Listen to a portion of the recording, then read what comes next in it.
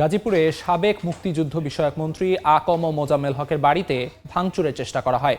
এ সময় মাইকে ডাকাতির ঘোষণা দিয়ে স্থানীয়রা হামলা চালালে আহত হন অন্তত 15 জন। গতরাতে ধীরাশ্রমের দক্ষিণখানে মোজাম্মেল হকের বাড়িতে ভাঙচুর চালানো হয়। খবর পেয়ে শিক্ষার্থীরা সেখানে বাধা দিতে যান। এ সময় মসজিদের মাইকে সাবেক মন্ত্রীর বাড়িতে ডাকাত পড়েছে বলে ঘোষণা দিলে এলাকাবাসী ঘিরে ফেলেন। এক পর্যায়ে কয়েকজন শিক্ষার্থীকে মারধর করা হয়। এতে গুরুতর আহত হন অন্তত 15 জন। পরে সেনাবাহিনী গিয়ে পরিস্থিতি নিয়ন্ত্রণে আনে। আহতদের গাজীপুর শহীদ তাজউদ্দিন আহমদ মেডিকেল কলেজ হাসপাতালে ভর্তি করা হয়। রাতেই ঘটনাস্থল পরিদর্শন করেন জাতীয় নাগরিক কমিটির মুখ্য সংগঠক সার্জিস আলম ও বৈষম্য বিরোধী ছাত্র আন্দোলনের আহ্বায়ক হাসনাত আব্দুল্লাহ।